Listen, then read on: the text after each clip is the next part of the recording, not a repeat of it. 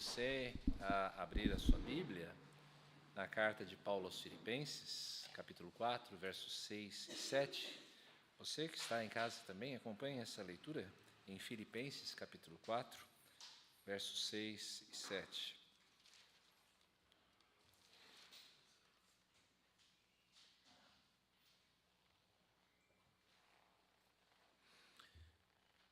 Não fiquem preocupados com coisa alguma, mas em tudo sejam conhecidos diante de Deus os pedidos de vocês, pela oração e pela súplica, com ações de graças. E a paz de Deus, que excede todo o entendimento, guardará o coração e a mente de vocês em Cristo Jesus.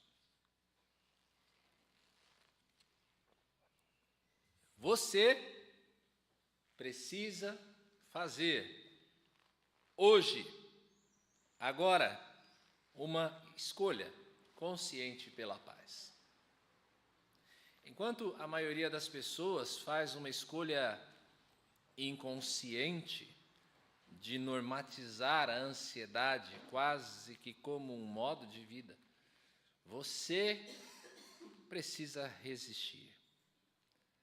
A ansiedade, como nós temos afirmado ao longo desta série de mensagens, é sim um pecado, e como todo pecado, ele deve ser alvo do nosso arrependimento. Você precisa escolher abandonar o pecado da ansiedade. É preciso escolher abandonar os nossos maus caminhos se nós queremos experimentar a riqueza da promessa de Deus. Por isso, nesta manhã, eu insisto veementemente com você.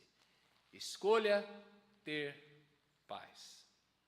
Escolha ter paz. Como é que essa escolha se parece na prática? Desobedeça ao seu impulso natural. Obedeça ao que o Senhor ordena. Creia no resultado prometido. Desobedeça o seu impulso natural. Obedeça ao que o Senhor ordena. Creia no resultado prometido. Se você...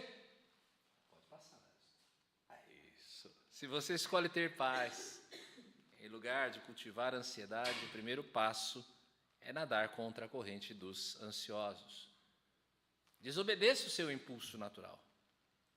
O verso 6 aqui do nosso texto, a primeira parte do verso 6, nos traz um mandamento da parte de Deus. E eu sublinho aqui a palavra mandamento da parte de Deus. Por isso, quando eu uso o imperativo desobedeça aqui no título dessa divisão, eu não estou dando a você um bom conselho. Ansiedade, mais uma vez, a gente afirma que é um pecado. E você precisa se arrepender. É idolatria. É a idolatria de um coração que engrandece os desafios, que engrandece a si mesmo porque acha que de alguma maneira pode superá-los, e que é pequeno Deus verdadeiro. Torna o nosso Deus menor do que Ele é. Você precisa fugir do pecado da ansiedade. O pecado não está em você ter ansiedade. Porque toda mudança, todo o que é imprevisto, tudo o que represente uma ameaça potencial, dispara em nós um mecanismo que é um mecanismo natural de defesa. E que é, como nós já dissemos em outra oportunidade também, um mecanismo que é até favorável para a sua autopreservação.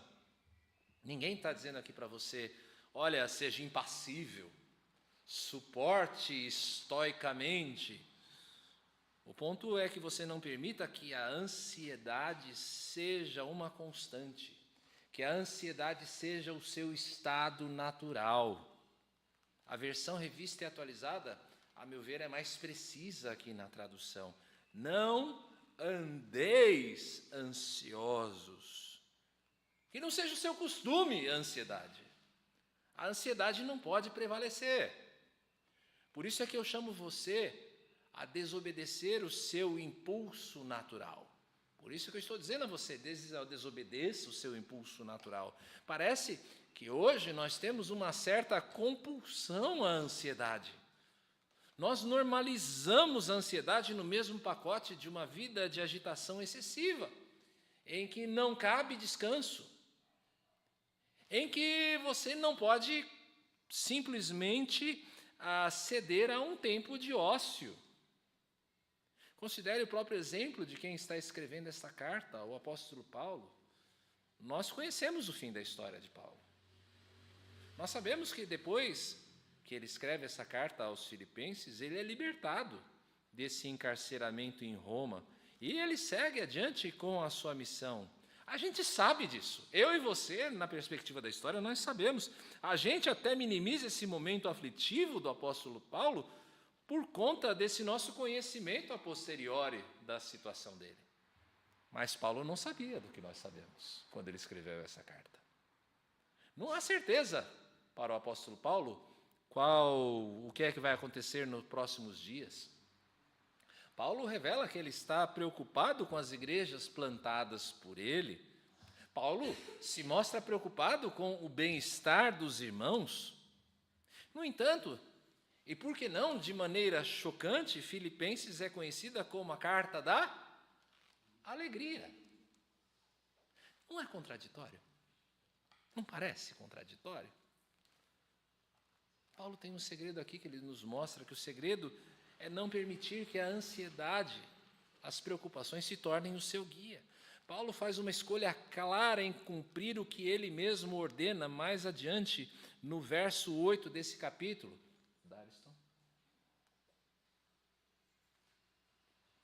Finalmente, irmãos, tudo que é verdadeiro, tudo que é respeitável, tudo que é justo, tudo que é puro, tudo que é amável, tudo que é de boa fama, se alguma virtude há e se algum louvor existe, seja isto o que ocupe o pensamento de vocês. Ocupar a mente com o que é bom. Ocupe a sua mente com o que é bom.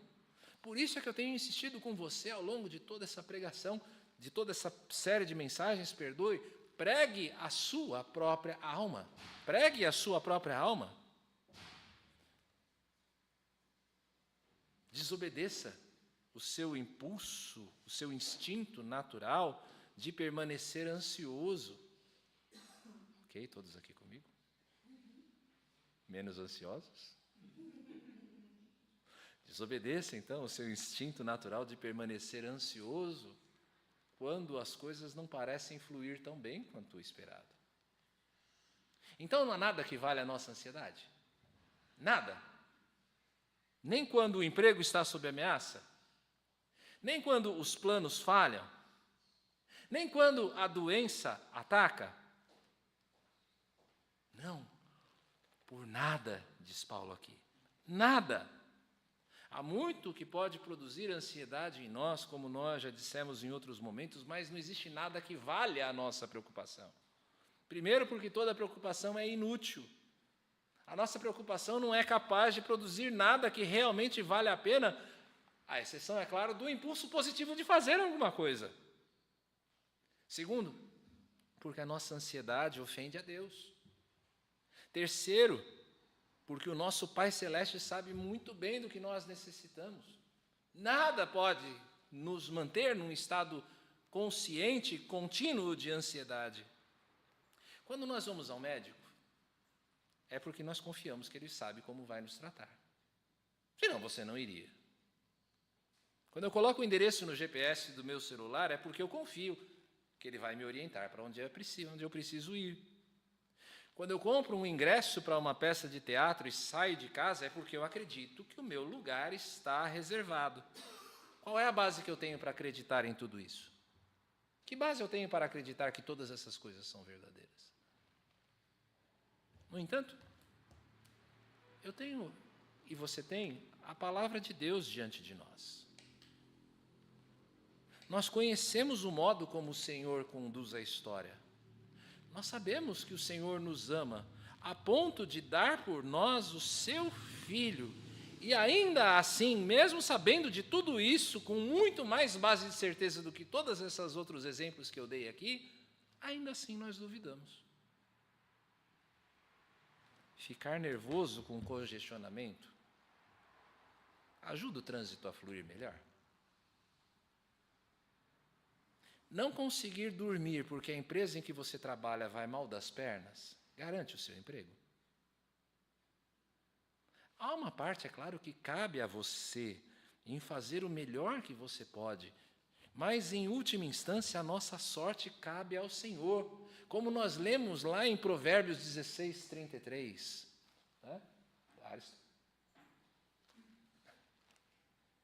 Sei que você está se dividindo hoje, querido. Deus te abençoe. Para fazer um sorteio são lançados os dados, mas toda decisão procede do Senhor.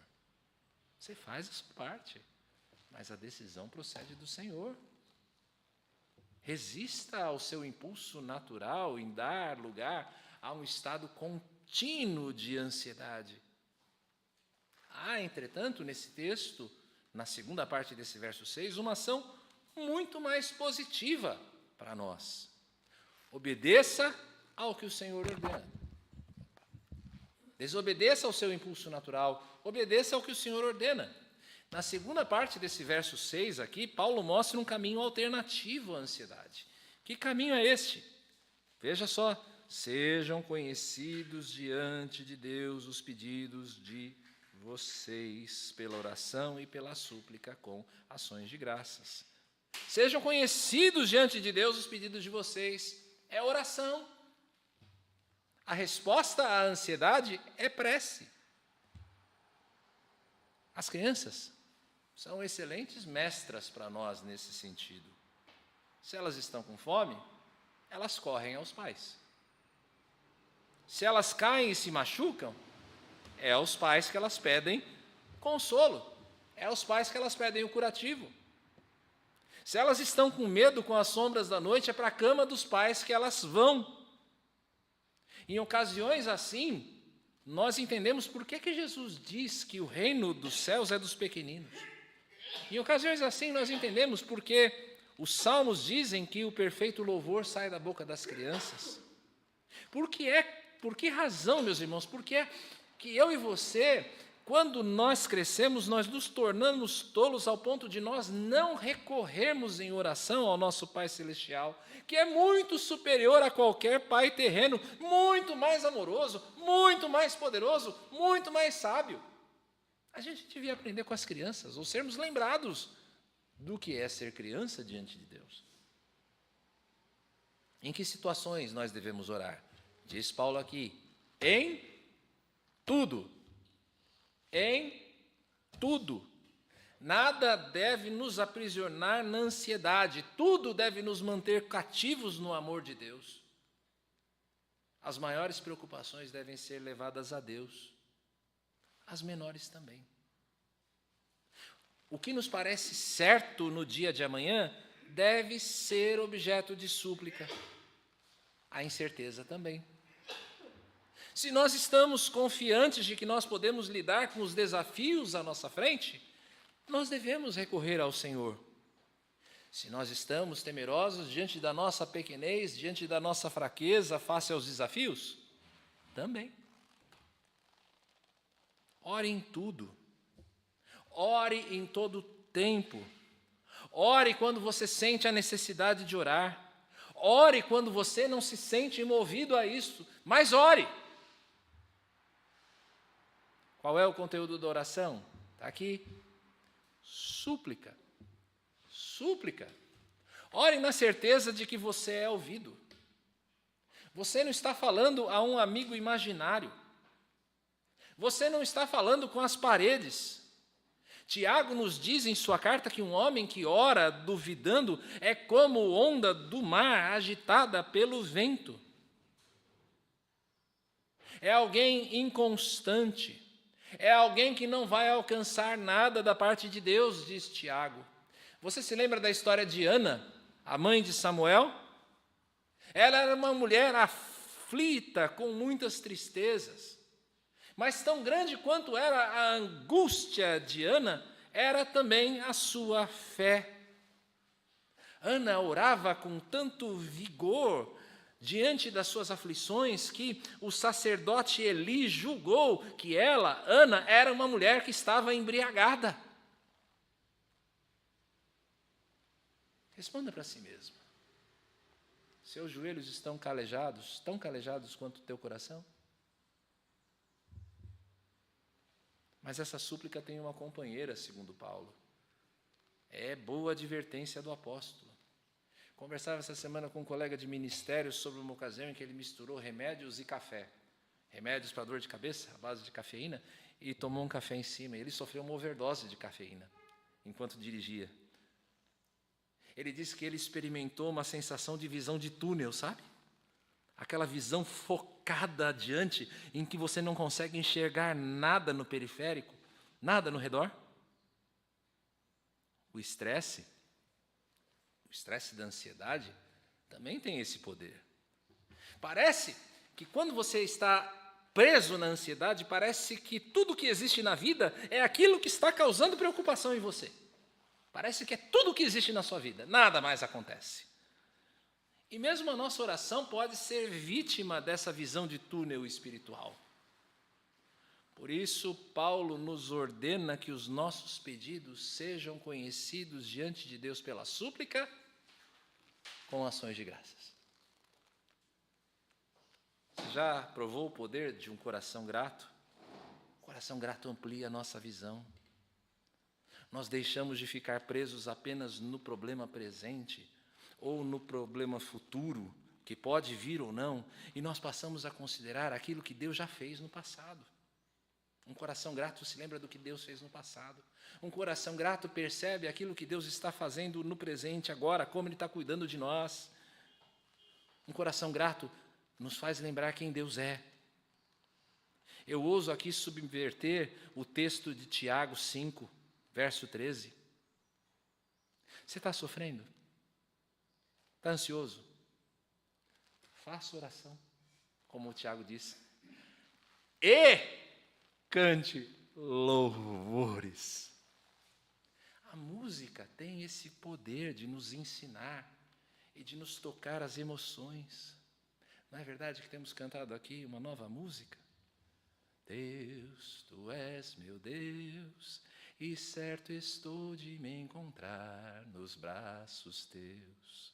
Dá-me Tua paz, e meu espírito descansará somente em Ti. Nós cantamos também, Tua forte mão guarda os meus dias, mesmo sem Te ver, eu pertenço a Ti. Cante junto. Teu perdão me cura, Deus, Tua cruz me limpa, eu sei que não mereço, mas me amas com amor. Lindo.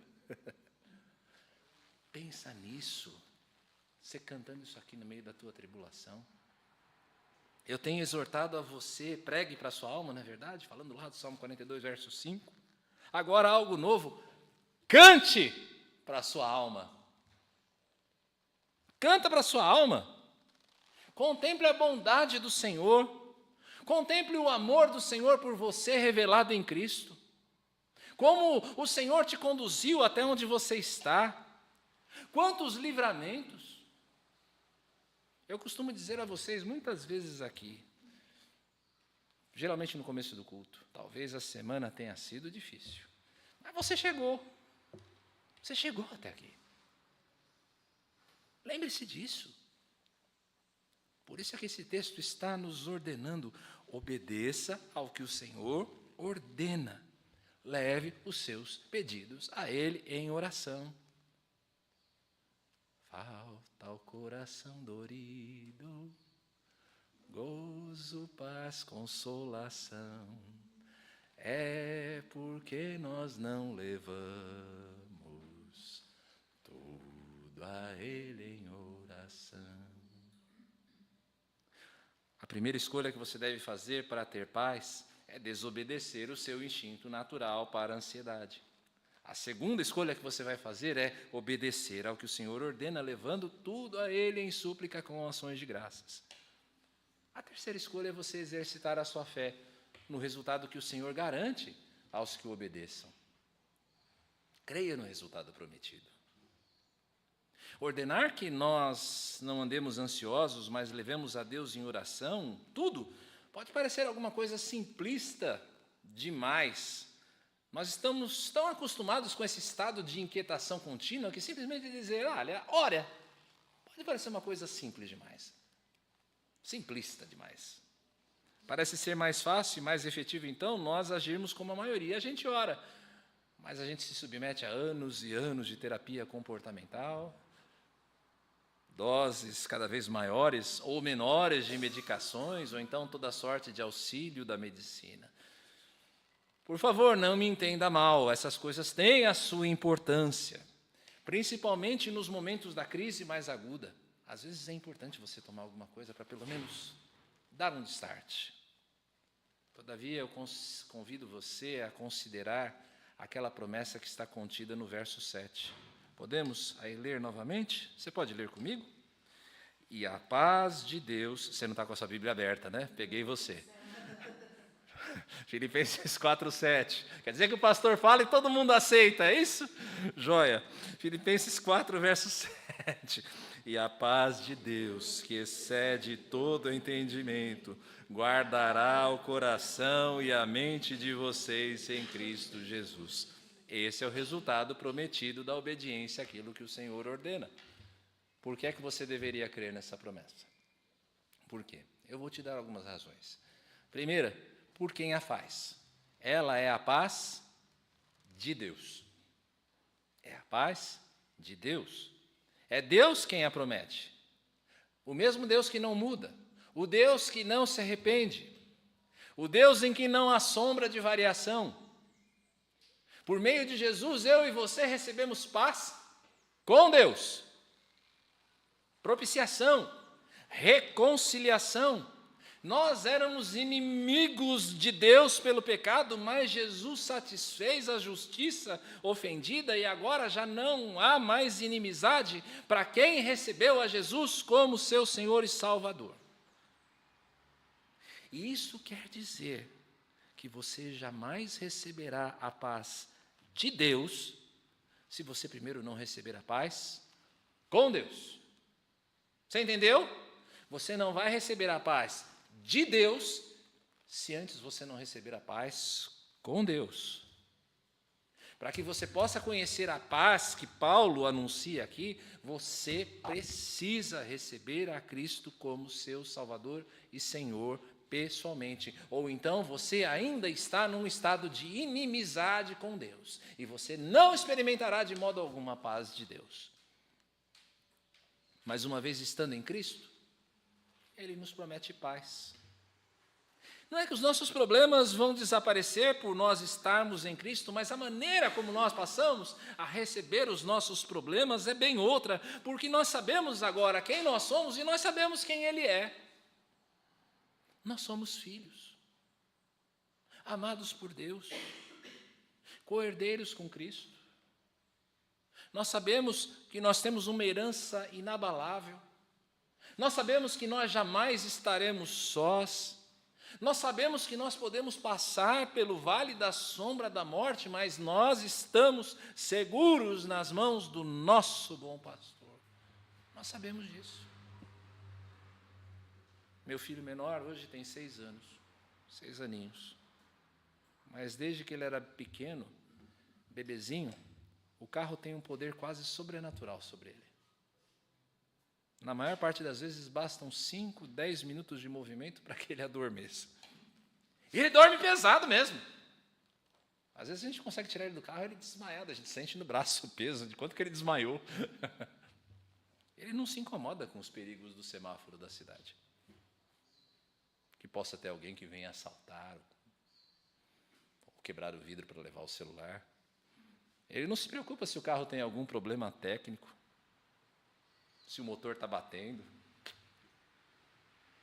Ele não se preocupa se um ou outro carro possa abalroar o nosso. Sabe por quê? Porque ele sabe que sou eu que estou dirigindo. Ah, meus irmãos, que dádiva seria se nós aprendêssemos, como nós ouvimos do nosso irmão Paulo na semana passada, a sermos como crianças desmamadas no colo da sua mãe. Ou como o meu filho no banco de trás do carro. Que bênção seria se eu aprendesse a ser como Samuel.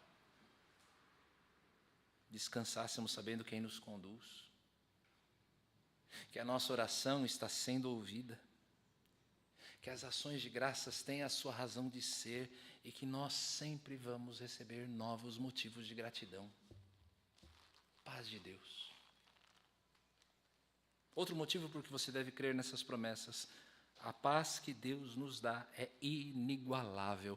É a paz, segundo Paulo diz aqui, que excede todo o entendimento.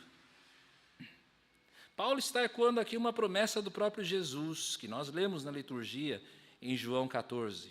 Deixo com vocês a paz, a minha paz lhes dou, não lhes dou a paz como o mundo a dá, que o coração de vocês não fique angustiado, nem com medo. O contexto aqui você sabe, é o da última ceia, momentos antes do sofrimento do nosso Senhor. Ele diz aos 11 que estavam com ele que eles iriam ter muita dor pela frente. Eles iriam ter muita dor pela frente. Se o mundo odiou a mim, diz Jesus, ele há de odiar também vocês. Mas não fiquem angustiados, ele diz. Por quê? Porque eu não vou deixar vocês sozinhos. Eu vou estar com vocês. E eu vou estar em vocês por meio do meu Espírito. Eu vou interceder por vocês junto ao Pai. Vocês vão poder falar com Ele e Ele há de ouvir vocês. Não fiquem angustiados, não tenham medo. As pessoas em geral têm muitos problemas, têm muitas soluções para a ansiedade. Nós já listamos aqui algumas delas. Eu não vou negar, a maioria delas funciona, ao menos por um certo tempo. Ao menos por um certo tempo. Porque remédio algum desse mundo, terapia alguma desse mundo pode resolver a questão insolúvel de que o homem caído está só. Ele ama e é amado, mas as pessoas passam. A fama e o dinheiro arrastam multidões ao seu redor, mas quando a porta do quarto se fecha, a dura realidade da solidão e do vazio de propósito se revelam. Algumas celebridades adquirem um status muito superior à média. Gente como um James Dean, um Marlon Brando, por exemplo, aqui no Brasil, pessoas como Fernanda Montenegro ou um Roberto Carlos. As pessoas se admiram, as pessoas admiram essas pessoas. Esses astros estrelas, elas querem ser como elas, querem ter aquilo que elas têm. Algumas pessoas até vendem a sua alma, literal ou figuradamente por isso. Uma das maiores de todos os tempos dessas estrelas foi Marilyn Monroe. Marilyn era dona de uma beleza ímpar, desejada pelos homens da sua época, amante de homens poderosos, cercada pela fama, cercada pelo dinheiro, cercada por pessoas. Mas o que ela pensava quando ela encostava a cabeça no travesseiro, Ariston? O que elas pensavam quando elas encostavam a cabeça no travesseiro? Uma carreira é uma coisa maravilhosa, mas não serve para te aconchegar numa noite fria. Outra frase da Marilyn: Hollywood é um lugar em que alguém paga $1.000 por um beijo e vende a alma por 50 centavos. Quanto essa mulher talvez não tivesse pago para ter a paz que o Senhor promete aqui. Infelizmente morreu jovem, nem 40 anos de idade, por uma overdose de remédios para dormir. E sozinha. Sozinha. Ninguém pode dar a você a paz que vem de se saber amada ou amado por Deus e poder levar ao seu Pai aquilo que inquieta o seu coração. Podem as circunstâncias serem as piores. Você chora como todo mundo chora. Você sofre como todo mundo sofre. E ainda assim, uma doce paz, porque você sabe que você é cuidado por Deus, invade as trevas do desespero e as lança fora na luz que emana de um coração em que o Salvador habita e que jamais há de se apagar. Um terceiro motivo para que você creia nessa promessa é que ela nos promete guardar coração e mente. Nossa razão e as nossas emoções. o nosso mundo interior. É promessa dela que essa paz vai guardar nossa mente, nosso coração. Levarmos a Deus os nossos motivos de preocupação, então, tem um efeito duplo. Por um lado, nós sabemos da verdade acerca de Deus. E isso produz em nós a serenidade de espírito. Um coração que não pode ser perturbado em demasia. Agora, a grande razão para que você creia que essa promessa é verdadeira é a que termina o nosso texto. Quem é o fiador dessa promessa? Quem a garante? Vamos ler novamente? Filipenses 4:7. E a paz de Deus, que excede todo o entendimento, guardará o coração e a mente de vocês em Cristo Jesus. Em Cristo Jesus, o Filho de Deus, o sacrifício pelos nossos pecados, aquele que ressuscitou e que hoje intercede por nós junto ao Pai, aquele em quem estão ocultos todos os tesouros da sabedoria e do conhecimento, ele em quem o Pai fez convergir todas as coisas, ele que nos promete que nós seríamos ouvidos pelo Pai se a ele nós clamássemos. Poderia então o Pai nos negar qualquer coisa de bom de que necessitamos se ele não negou a mim e a você o seu próprio Filho? Quem é o fiador dessa promessa? Jesus Cristo. Irmãos, nós podemos estar certos de que esta promessa do verso 7 é verdadeira e que o resultado de uma paz que o mundo não pode dar e que guarda nossas mentes e corações nos alcançará em Cristo Jesus. Orar não é algo tão simplista quando você pensa assim. Levar as suas preocupações, a sua ansiedade, a sua inquietação diante de Deus não parece ser tão simples quando nós percebemos o que é que isso envolve. Você crê nisso? Você precisa hoje fazer uma escolha consciente pela paz. Você precisa hoje fazer uma escolha consciente pela paz. Como é que você vai fazer isso? Primeiro, desobedeça o seu instinto natural à ansiedade. Segundo, obedeça ao que o Senhor ordena, levando a Ele em oração toda a sua inquietação. Terceiro, creia que o resultado prometido, a paz que excede todo o entendimento, certamente há de guardar a sua mente e o seu coração em Cristo Jesus. Que tal você fazer essa escolha agora? Agora. Vamos orar?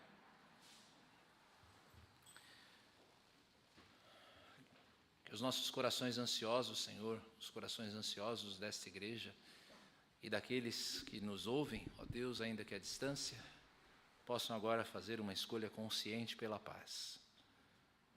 Senhor, que nós percebamos que a nossa ansiedade não produz nada realmente de útil, que nós possamos entender, ó Deus, que Tu já nos deste o meio, ó Deus, para curar o nosso coração preocupado por meio da oração, e que creiamos, ó Senhor, que a promessa é verdadeira, que se orarmos e clamarmos, ó Deus, a paz que excede todo o entendimento há de guardar as nossas mentes e corações em Cristo Jesus. Aumenta a nossa fé, Senhor, para crendo na Tua promessa, ó Deus, podemos fazer uma boa escolha em cada momento em que a ansiedade nos atacar. Nós oramos, ó Pai, no nome dEle, do nosso Senhor e Salvador Jesus Cristo. Amém. Vamos nos colocar em pé e cantarmos aquilo que nós já cantamos, o refrão que nós já acabamos de cantar, cantando quão bondoso amigo é Cristo.